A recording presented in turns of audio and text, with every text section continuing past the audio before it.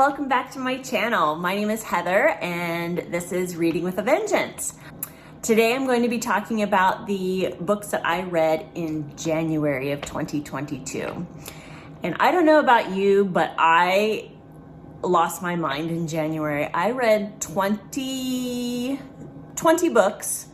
There were 3 that I did not finish. So I attempted 23 books, but I finished 23 books. I finished 20 books.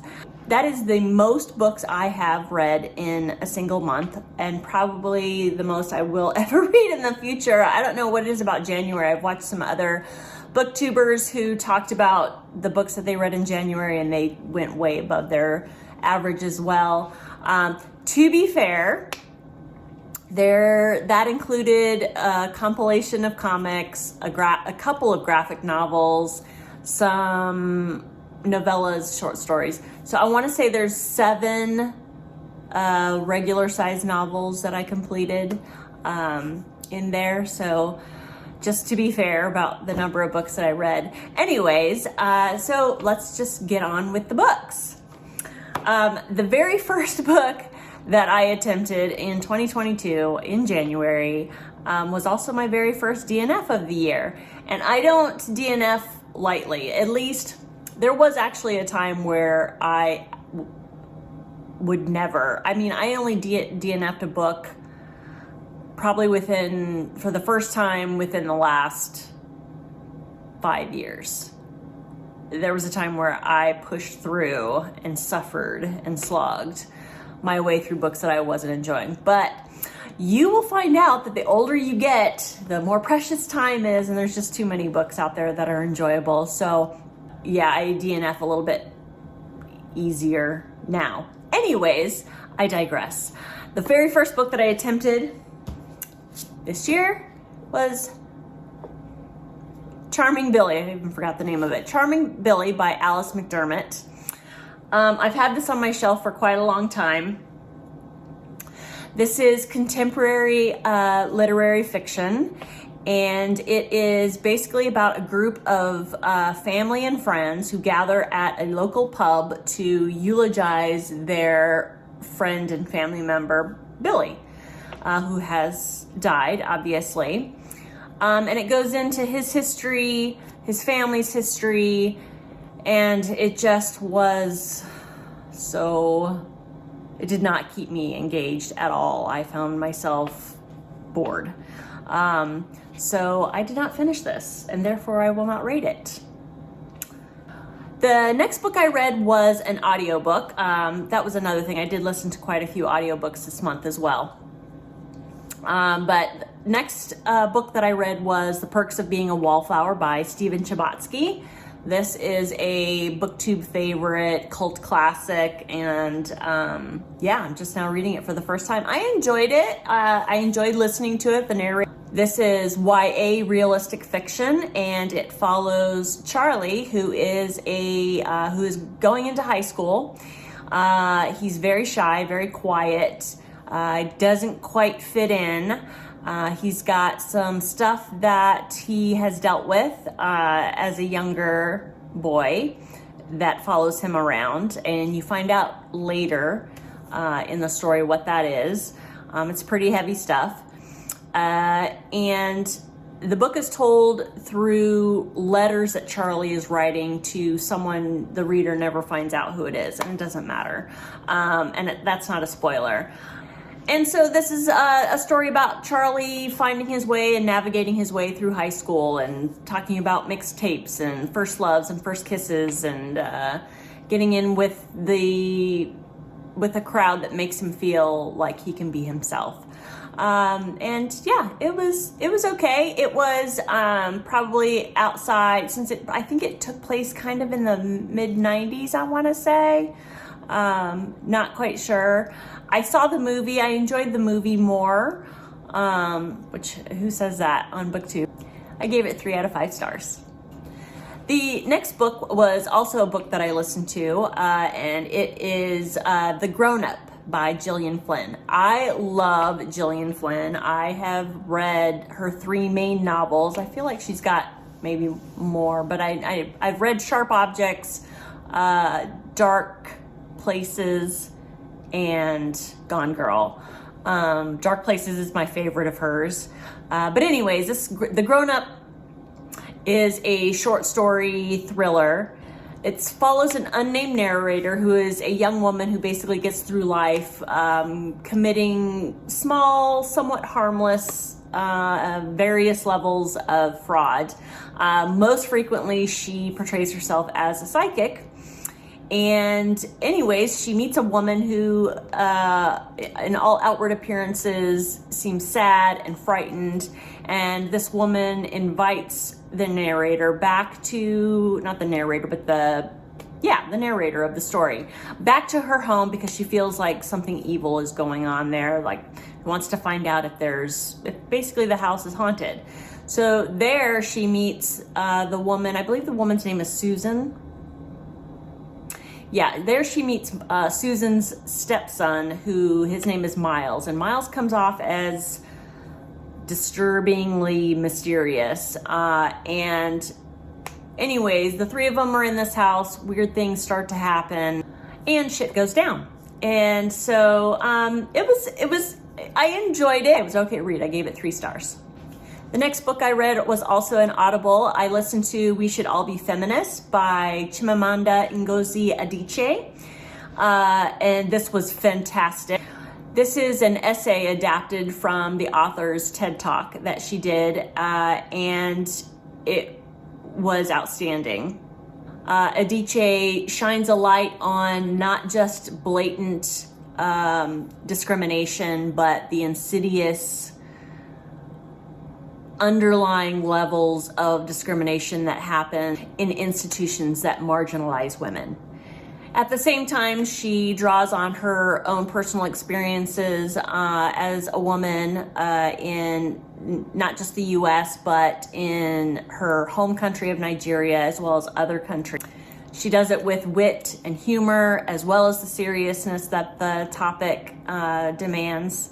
And she explains how the gender divide is harmful to both women and men. I gave this 5 stars out of 5. The next book I read was Luckiest Girl Alive by Jessica Knoll. This started off kind of slow for me. This is, I believe, a BookTube talked a lot about book, and it started off really slow for me.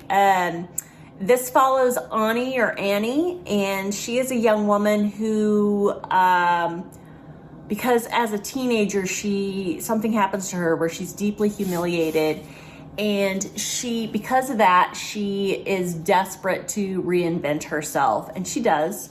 And she grows up to be a woman who appearances are everything to her. What she does for a living, what she wears, what she eats, who she marries, everything needs to appear perfect for her. She also has this secret in her life, something that happened to her after the humiliation, but when she changed schools, something pretty big happens to her, and that also kind of drives her as an adult. And I feel like once I found out what that thing was that happened, I was more engaged in the story. I was more empathetic to Annie, and I understood where she was coming from. And I felt like the story, I felt more just connected with the character and the story. Because at first Honey comes off as very unlikable. Very unlikable, and that's hard for me when I'm reading a book if I don't like the main character. So once you find out what that is, which is a pretty good way into the book, then it changed things for me. I gave this 3.5 stars out of 5.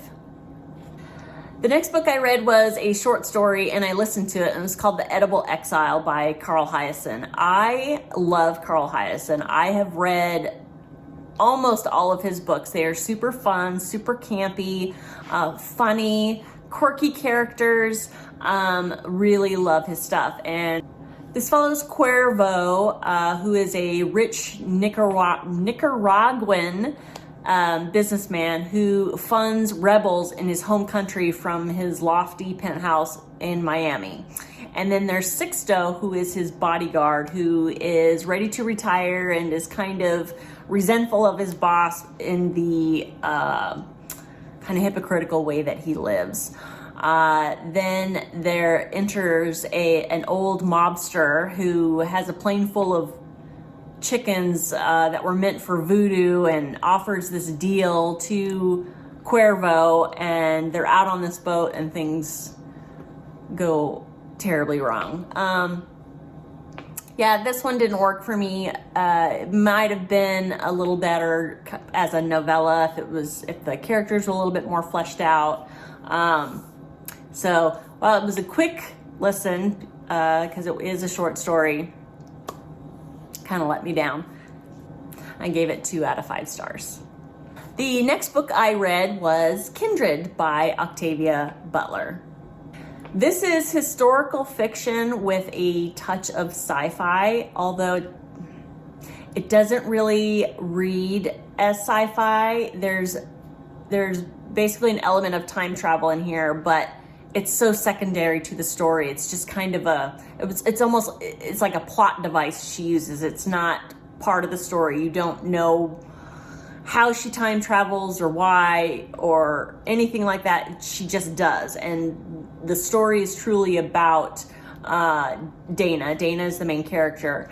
And she is a Black woman and this takes place in the 70s. And for no reason whatsoever, she is pulled back in time to antebellum Maryland.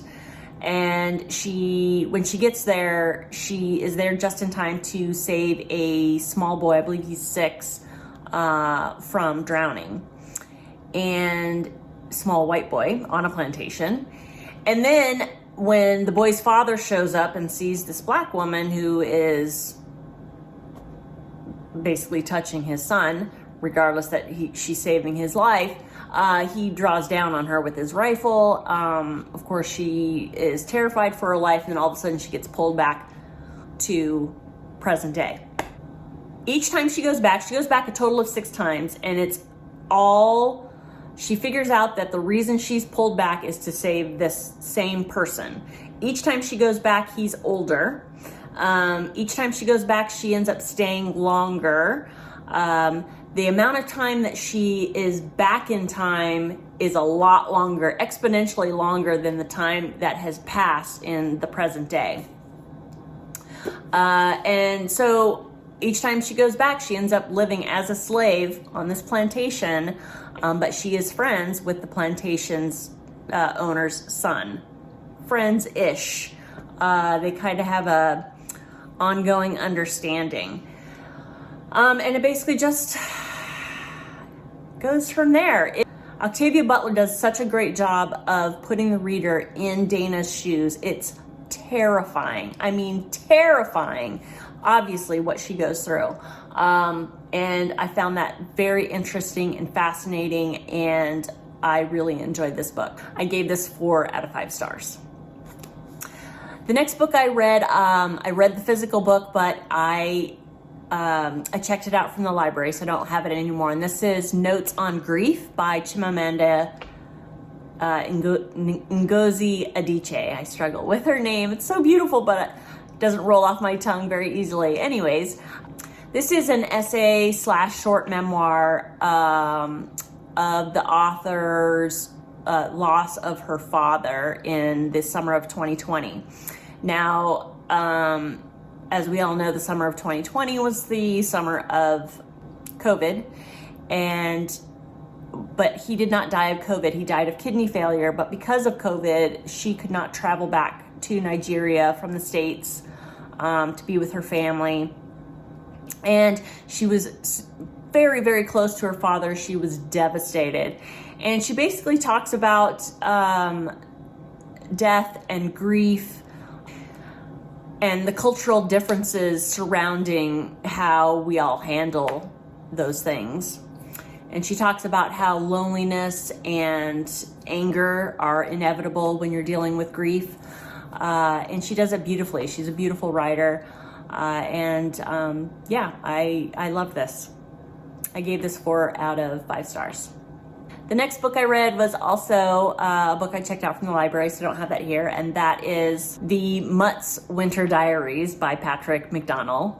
This is a collection of comics. I've said in my previous video, this is one of my favorite comics of all times, up there with Calvin and Hobbes.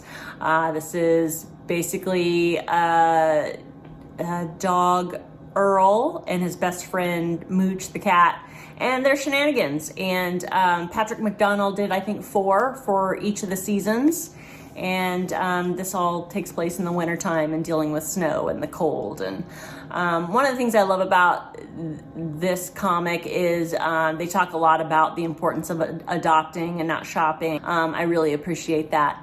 I gave this 5 out of 5 stars. The next book I read was also checked out from the library, and that is Mooncakes by Suzanne Walker, illustrated by Wendy Sue.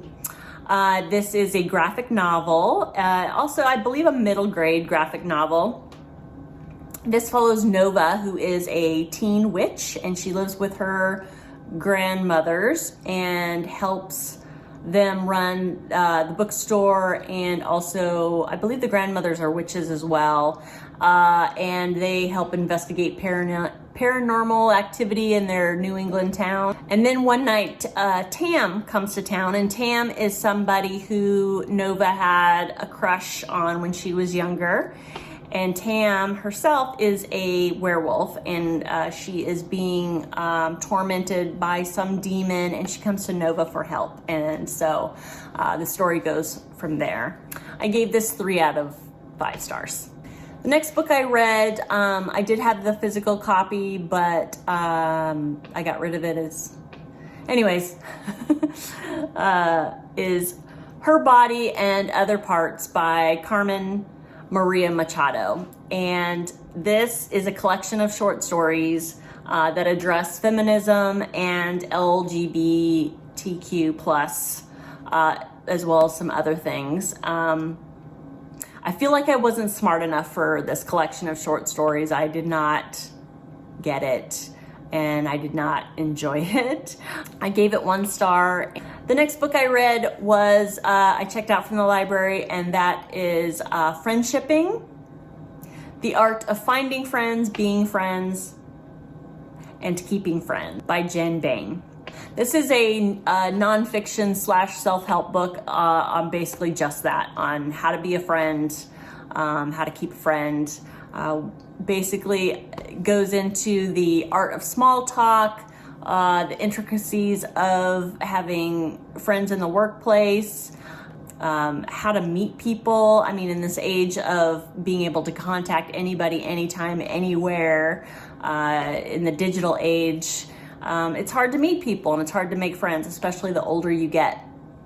So I definitely appreciated what this book set out to do. It tried to be witty and clever and funny, and in parts it was, but it did still kind of read like kind of a text book. So I gave it 3 out of 5 stars. The next book I read, I checked out from the library, and that was called Pax by Sara Pennypacker. This is a children's / middle grade book, and this follows Pax, who is a fox, and his boy Peter. And Pax I believe he was orphaned as a young fox and was found by this young boy Peter, who took him in. And his very strict and stern father had rules, but allowed him to do so. And so Peter raised Pax. Probably they were together for 5 years, and then Peter's father is sent to war and needs to send Peter to live with the grandfather hundreds of miles away, because the mother is not in the picture. I believe she has died previously. Peter's father makes Peter bring Pax out to the forest and leave him there, and then drive down to the grandfather's house. And the story is told in alternating perspectives of Pax trying to survive as a fox who's never survived in the wild, and waiting for his boy to come back. And then Peter runs away from his grandfather's house to try to get back to Pax because he knows that he won't survive without him. And it just tells that story. I wanted to like it a lot more than I did. It was a little long for this story. It talks about grief, it talks about family. And I enjoyed Pax's adventures. But I just didn't like it as much as I liked it. I enjoyed it. But it just wasn't as much as I thought I would. So I gave it 3.5 stars. The next book I read, I actually still have. It's a battered copy. This is Station 11 by Emily St. John Mandel. This book I got out of a little free library, and I'm probably going to exchange it again in a little free library because it is kind of beat up. It's a sad state. But anyways, this one was way out of my comfort zone. This is sci-fi / post-apocalyptic, and it's kind of all over the place, but it ends up connecting the dots towards the end, which I appreciated. But basically, it opens up with a play where the main character playing King Lear, Arthur, he dies on stage. Jeevan is in the audience. He's studying to be an EMT. He rushes up to try to save him. Couldn't. He dies. Instead, as this is all going down, Jeevan meets one of the other actors in the play who is a child, one of the child actors, Kirsten. And he befriends her, but then he leaves, and as he's leaving, he gets a phone call from a friend in another city who says there's this thing going around called the Georgian flu. It's really, really bad. You need to get out of the city in order to survive. Jeevan takes it to heart. He gathers a bunch of supplies, and he goes and holds up with his brother in this high-rise apartment. Flash forward 20 years, and Kirsten is in like this traveling symphony of actors and musicians, and they are trying to find some friends of theirs who left their group. They come across this cultish group that's being run by a person they call the Prophet. They find out that the Prophet's doing nasty, terrible things, so they leave. There's a lot going on in this book. There's a lot of people I know on BookTube who love this book. It was a little bit, there were parts of it that did keep me going, just not enough. The characters, the main characters that all kind of come together at the end, but it just wasn't enough for me. I gave this 3 stars out of 5.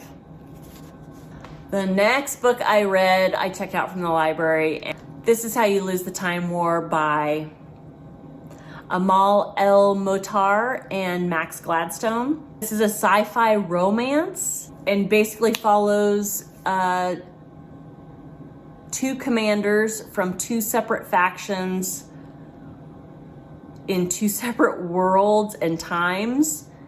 And there's a war going on, and they end up writing letters to each other, and they end up falling in love. I couldn't follow it. I felt like I was reading a foreign language, and I did not finish it. This was my second DNF of the year, and I'm not sorry. My next book that I read in January I checked out from the library, and that is Mutts Go Green, Earth-Friendly Tips by Patrick McDonnell. This is a compilation of comics, again, and pretty obvious. These are comic strips that are geared towards environmentally friendly tips and why it's important to be environmentally friendly and to recycle and preserve. And it was cute and funny and heartwarming and smart, with good tips. And of course, I love Mutts, the comic. I found it was a little heavy-handed, kind of in your face, which I know some might argue that it needs to be, but nobody likes a heavy hand. Anyways, I gave it 4 stars out of 5. The next book I read, I checked out from the library, and it was The Cycle of the Werewolf by Stephen King. I love Stephen King, as I mentioned in my previous video. I can't believe it took me this long to realize that the movie Silver Bullet was based on this book, and I can't believe I haven't read it before now. And this is also one of the rare occasions where the movie was better than the book. I enjoyed the book for what it was, but if you haven't seen Silver Bullet, it's kind of campy, but it's fantastic. Anyways, Cycle of the Werewolf basically is that every full moon, a werewolf comes to town and somebody dies, and it's clear that it's somebody in the town who becomes the werewolf. And it was okay. I don't mean to diss Stephen King, but it was not his best work. It's short, so I got through it probably in one sitting. I loved the illustration. Illustrated by Bernie Whiteson, and the illustrations are great. Gory, it's fantastic. I gave it 3 stars out of 5. The next book I read, I checked out from the library, and that is Convenience Store Woman by Sayaka Murata, translated by Jenny Tapley Tamamori. This is Japanese contemporary fiction, and it follows Kiko or Keiko. I'll say Kiko. She's a 36-year-old woman. She works as a convenience store woman. Kiko has never fit in anywhere her entire life, but when she turns 18, she starts working at a local convenience store, and there she finds structure. She finds social norms on how to behave with the other employees and how to behave with customers. You know, there's a rule book as far as store policies to follow. She imitates her fellow employees on how to behave, and she finds peace because she has structure and she fits in, and people treat her just like they treat all the other employees.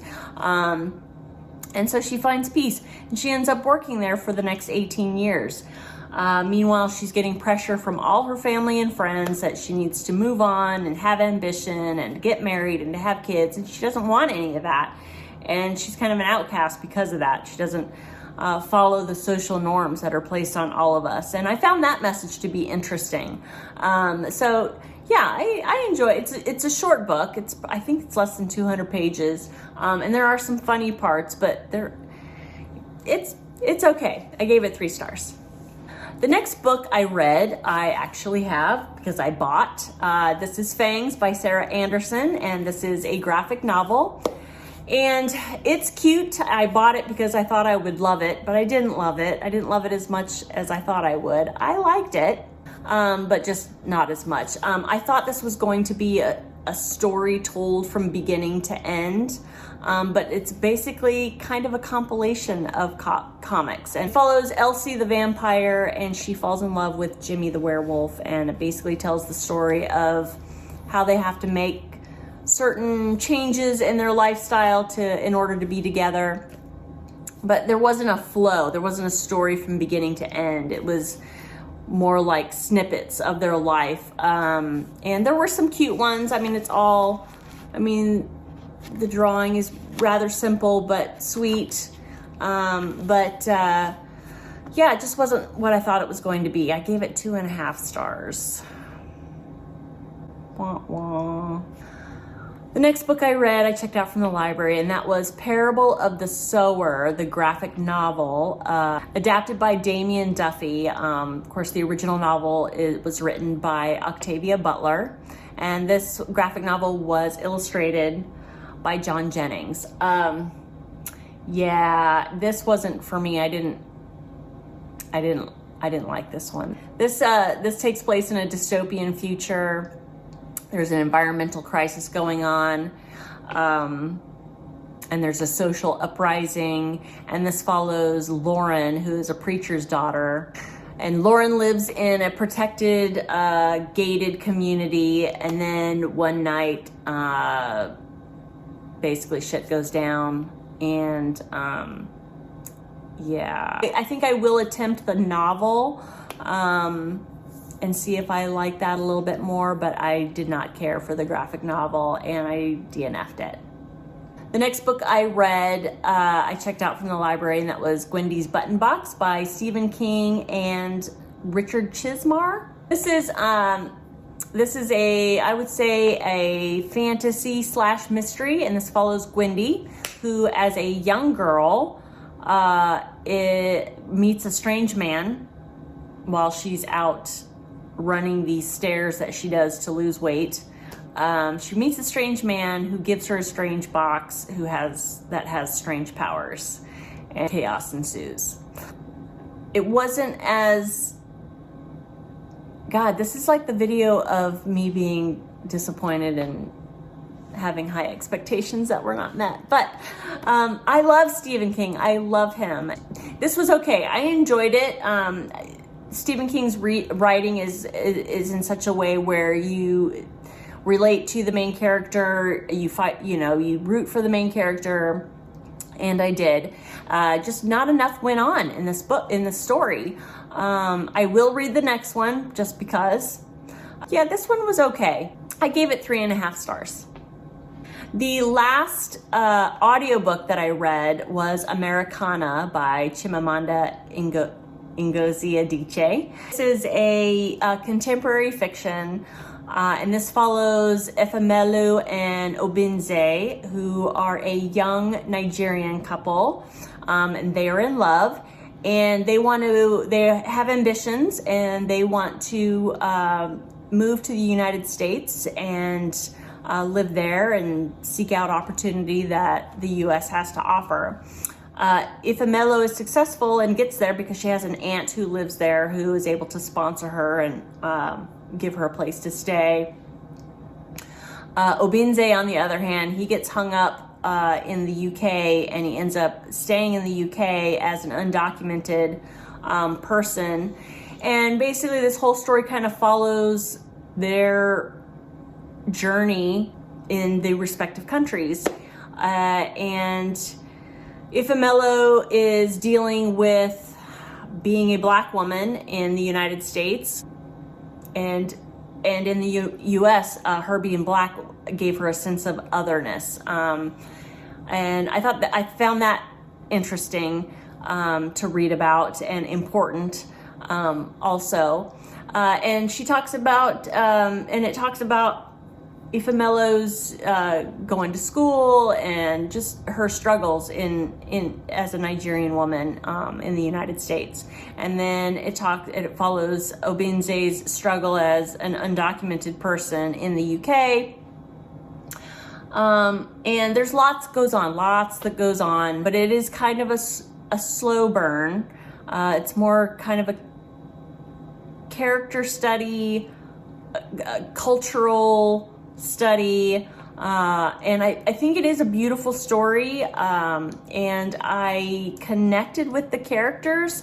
It just was extremely long. I think, 18 to 20 hours audiobook.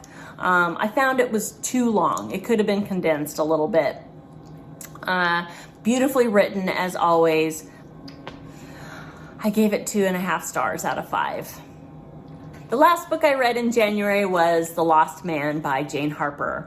This is I believe her 4th book. I can't remember if this one came out before or after The Survivors. But anyway, she's got 4 novels out. This is the 4th one that I read. I've read all of her novels now, and I love her writing. All of her novels take place in Australia, and I love that. I like this more than I like The Survivors. I would say this is a mystery. It's very heavy in character development, but I thought that was important for this story. This follows a family who live in the outback of Australia, specifically 3 brothers, Nathan, Cameron, and Bub, and they all have ranches that abut each other, and all miles and miles and miles apart. It takes hours to get from one ranch house to the next. And at the fence line of 2 of the ranches, they find Cameron, the middle brother, dead. and it's uncertain at first on whether it was suicide or if someone did this to him or if it was an accident. And so the whole story kind of talks about the history of the brothers growing up, their violent father, things that happen in Nathan's marriage and Nathan's relationship to his 17-year-old son, the dynamic with Nathan being the firstborn, the oldest brother, and Bub being the youngest brother, and Cameron the middle child, and all the stuff that happens within the family and then in their own families, their marriages and relationships. I really enjoyed this book. It is a little bit of a slow burn, but there's enough going on where it really keeps you going. I gave this 4 stars out of 5, and I'm really looking forward to some more of her stuff. And that is it. That is what I read in the month of January. Did you read any of these books? Did you agree or disagree with my opinions of the books? Opinions are always welcome here, whether they align with mine or not. Please feel free to comment below or just say hi. Thank you for watching, and I will see you next time. Bye-bye now.